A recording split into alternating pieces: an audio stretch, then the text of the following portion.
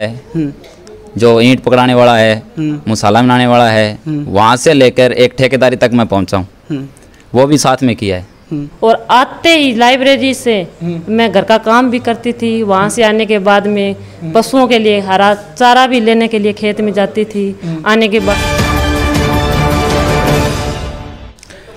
अब इस समय मैं जहाँ पर खड़ा हूँ, एक ऐसी शख्सियत का selection Haryana staff selection commission clerk की पोस्ट पर हुआ है।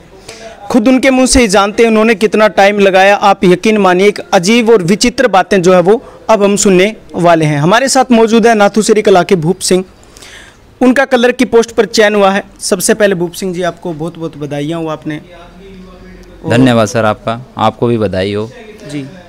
मेरा नाम भूप सिंह है, मैं नाथूसरी कला का रहने वाला हूँ और मेरे गांव के लोग लगभग मुझे जानते हैं भी मैं क्या काम करता था, क्या काम करता हूँ, घर की स्थिति कैसी है, फादर साहब क्या करते हैं।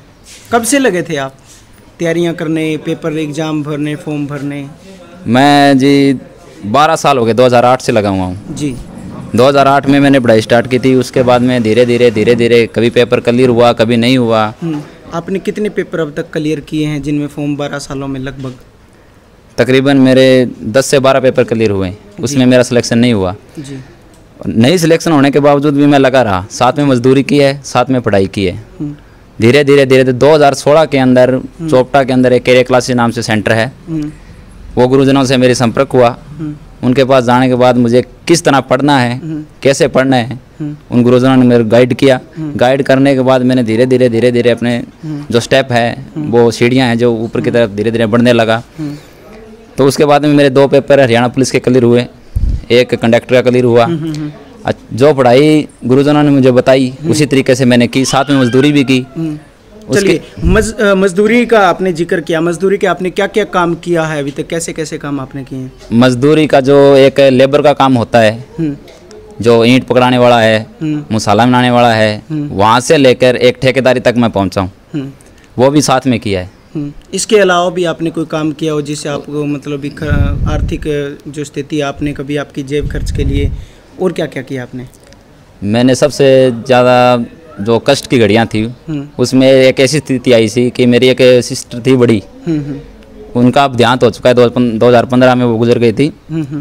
तो वो बीमार रहने लग गई थी। उस टाइम में पैसे की बहुत ही कमी थी। पैसे की कमी होने के कारण लोगों से मैंने जो पैसे उठाया था तो वो तो गुजर गए थे। उसके बाद में जो लोगों को पैसे देने थे वो देने ही थे। तो एक जमींदार है हमारे गांव में नाथूसरी कला में, जुगलाल सरपंच जी, उनकी खेती ली है, जिसे बागड़ी भाषा में बोलूँ तो चौथिया पाया था। चौथिया पाने के बावजूद, उसके बावजूद भी मैंने पढ़ाई नहीं छोड़ी थी। धीरे धीरे बास बगड़ के जो भी लोग होते हैं उन्होंने मुझे बोला था भी आप ये चीज़ छोड़ दो अब।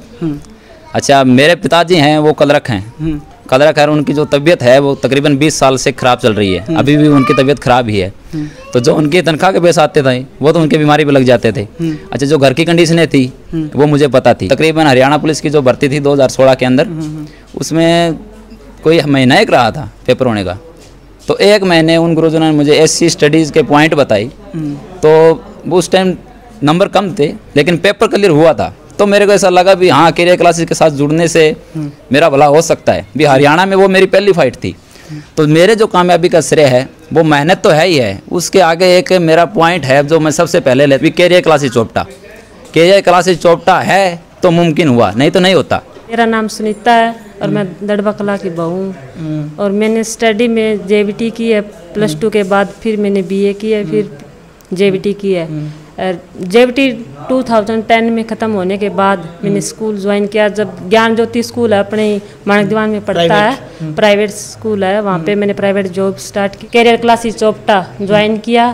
तब से मैंने वहाँ से 3-4 महीने की कोचिंग ली। कोचिंग ख़त्म होने के बाद मैंने लाइब्रेरी ज्वाइन की और आते ही लाइब्रेरी से मैं घर का काम भी करती थी। वहाँ से आने के बाद में पशुओं के लिए हरा चारा भी लेने के लिए खेत में जाती थी। आने के बाद दूध निकालना, सारा कुछ जो चारा है वो बोटना भी था और सारा कुछ गृहस्थी। एक मेरा बेटा है 14 साल का, मेरा गृहस्थी भी संभाली, इतने बड़े घर का काम भी किया।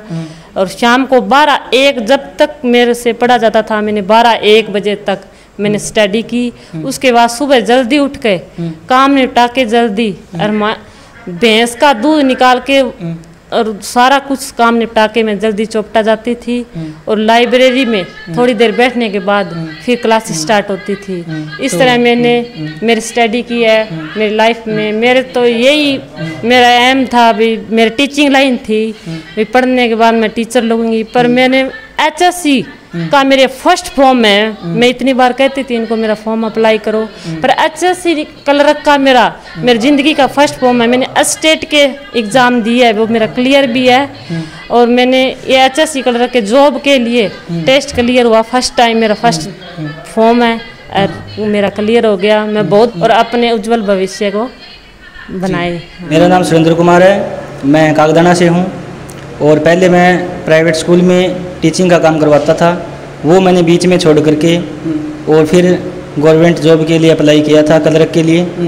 और ये कहना चाहूँगा कि जो हार्ड वर्क है उसका कोई अल्टरनेट नहीं है। मेरे पास बाइक थी, मैंने वो बेच दी और उसके पैसे से मैंने फीस वगैरह, लाइब्रेरी का खर्चा था जो भी, वो एडजस्ट किया और अंत में रिजल्ट आपके सामने है। मैं महावीर, गांव दड़बागला से मेरा जो क्लर्क हरियाणा स्टाफ सिलेक्शन में चयन हुआ है, उसके लिए मैं सबसे पहले तो जो कैरियर क्लासेस टीम है उसका धन्यवाद करना चाहूँगा, जिन्होंने इतना हार्ड वर्क किया और उस हार्ड वर्क की मेहनत से मेरा जो सिलेक्शन है वो हरियाणा स्टाफ सिलेक्शन क्लर्क में हो पाया। और वैसे अगर देखा जाए तो अगर कोई निरंतर आप मेहनत करता रहता है तो एक दिन सफलता है उसको ज़रूर मिलती है। और मैं पिलिंगदोरी से बिलोंग करता हूं और बलिंदर सिंह मेरा जो नाम है। और मैंने 4 साल पहले जो प्राइवेट स्कूल है उसमें टीच किया था और उसके बाद मैंने स्कूल को छोड़ करके और लगभग 5 महीने यहाँ पर कोचिंग ली है। और कोचिंग लेने के कारण मैंने यहाँ पर जो सिलेक्शन प्राप्त किया है। जो विद्यार्थी चयन हुए उन सभी को बधाई, और जिनका चयन नहीं हुआ वो निराश न हो। भर्तियाँ आती रहेगी, आप अपना प्रयास जारी रखें। और शिक्षा एक ऐसा माध्यम है जिससे हर विद्यार्थी अपने सारे सपने पूरे कर सकता है। भूप सिंह जैसे कितने साथी हैं जो इतना प्रयास कर रहे हैं, तो वो अगर स्टूडेंट प्रयास कर सकता है तो आप भी कर सकते हो। सभी विद्यार्थियों से मैं यही कहना चाहूँगा कि आप अपनी पढ़ाई जारी रखें, आप एक न एक दिन जरूर सफल होंगे। ऐसी और हम फील्ड की जानकारी आपको देते रहेंगे। जो भी विद्यार्थी हैं उनके लिए एक बात और बता दूं कि कैरियर क्लासेस चोपटा में यदि आप गरीब परिवार से बिलोंग करते हैं, आप अपने पेरेंट्स के साथ जाइए, फीस की चिंता मत कीजिए। कैरियर क्लासेस चोपटा के द्वार हमेशा आपके लिए खुले हैं।